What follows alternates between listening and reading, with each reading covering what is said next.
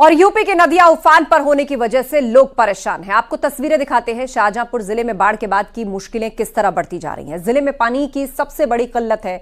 Submersible और handpump दूषित पानी दे रहे हैं। स्वास्थ्य विभाग की 44 मेडिकल टीमों ने प्रभावित इलाकों में इलाज उनके द्वारा किया जा रहा है, जबकि हरदोई में बाढ़ से 150 से ज्यादा गांव प्रभावित हुए हैं। और सिद्धार्थनगर की बात करें तो वहां भी बाढ़ से हाल बेहाल है। बाढ़ प्रभावितों की मदद के लिए शासन और प्रशासन की ओर से हर मुमकिन कोशिश की जा रही है। तो आपको तस्वीरें दिखा रहे हैं किस तरह से बाढ़ के कारण लोगों का जीवन और उनकी दिनचर्या मुश्किल में फंस गई है। जगह जगह पानी भरा है, सड़कें, लोगों के जो कच्चे घर हैं वो पानी में डूब चुके हैं। खाने पीने का संकट गहरा रहा है। दवाइयों के लिए लोग परेशान हैं। ऐसे में बीमारियां ना फैलें या जिन लोगों को इलाज की जरूरत है, स्वास्थ्य विभाग एक्टिव है और हरदोई में 150 गांव प्रभावित हैं। लोगों की मदद की जा रही है प्रशासन द्वारा। पीने का पानी, दवाइयां और मेडिकल उपचार उनको उपलब्ध करवाया जा रहा है।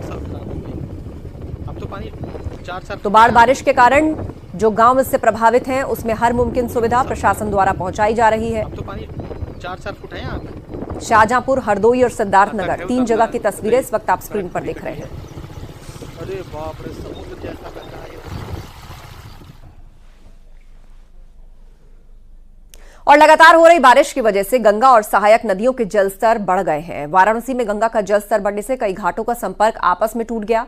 किनारे पर बने कई मंदिर डूब गए। मणिकर्णिका और दशाश्वमेध घाट समेत तमाम घाटों पर गंगा का रौद्र रूप दिख रहा है। प्रशासन ने गंगा में छोटी नावों के संचालन पर रोक लगा दी है। जल पुलिस तैनात की गई है। एनडीआरएफ के जवान लगातार पेट्रोलिंग कर रहे हैं।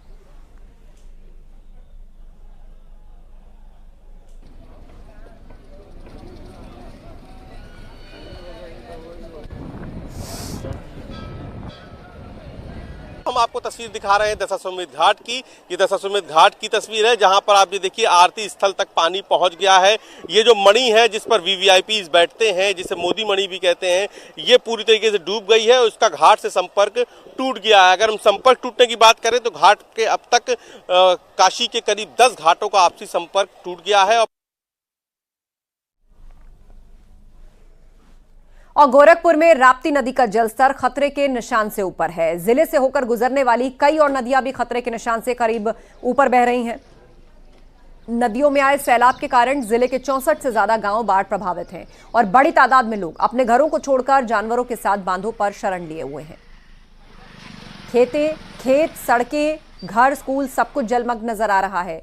स्कूल जाने के लिए बच्चों को और उनके अभिभावकों को नाव का सहारा लेना पड़ रहा है। ये तस्वीरें गोरखपुर की हैं और निचले इलाके के लोग पलायन को मजबूर हैं। इस वक्त राप्ती खतरे के निशान से 98 सेंटीमीटर ऊपर बह रही है। हालांकि राहत की बात यह है कि अन्य जितनी भी नदियां हैं या तो वो उतार की तरफ है या वो सामान्य स्थिति में बनी हुई है, यानी कि जितना पानी था उतना ही है। इस वक्त मैं एक गांव में खड़ा हूं जो बाढ़ प्रभावित गांव है, कोलिया गांव है। आप देखिए कि किस तरीके से ये गांव जो है पानी से चारों तरफ से घिर गया है और यहाँ पे जो लोग हैं, यहाँ के रहने वाले लोग हैं, उन लोगों ने अपने जानवर को लेके वो जो बंधे पे सड़क बनी हुई है वहाँ पे वो आ गए हैं।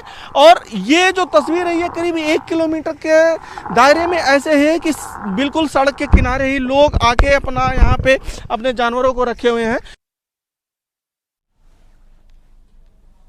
और सिद्धार्थनगर में आई बाढ़ ने भारी तबाही मचाई है। सड़कें जगह जगह कट गई हैं, घर और दुकानों में पानी भरा है। इन तस्वीरों में आप साफ देख सकते हैं कि बाढ़ के पानी ने किस तरह तबाही मचाई है। बाढ़ का पानी कई गांवों में घुस गया है और इस कारण लोगों को काफी मुश्किलें उठानी पड़ रही हैं। हजारों बीघा फसल बर्बाद हो गई है।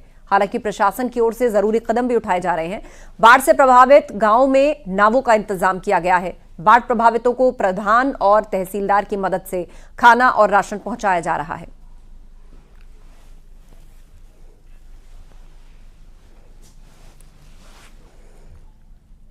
और सीधे लखनऊ लिए चलते हैं। अखिलेश यादव इस वक्त प्रेस कॉन्फ्रेंस कर रहे हैं कि एक महिला अपना न्याय मांगने गई और उसने आत्मदाह कर दिया और थाने में पुलिस वहां थी, प्रशासन क्या कर रहा था वहां पर। और ये विधायक खुद आरोप लगा रहे हैं और मुख्यमंत्री खुद स्वीकार कर रहे हैं दलाली हो रही है।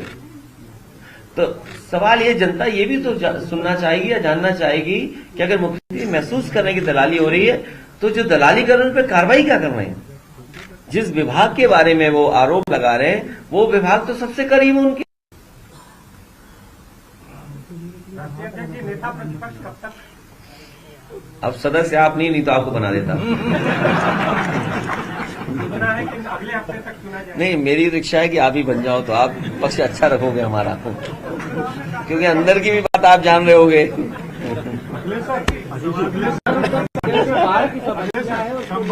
बाढ़ के अलावा देखिए, इसीलिए मैंने कहा ये सरकार कुर्सी के चक्कर में जनता को अपने हाल पे छोड़ दिया। कोई कह रहा है कि इतने गांव हैं बाढ़ की चपेट में, 1400 गांव। कोई अखबार लिख रहा है 900 गांव बाढ़ की चपेट में। सच्चाई कम से कम ये सरकार बताए कि आखिरकार कितने गांव हैं चपेट में, क्या उनकी मदद हो रही है।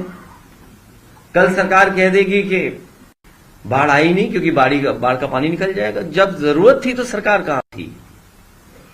और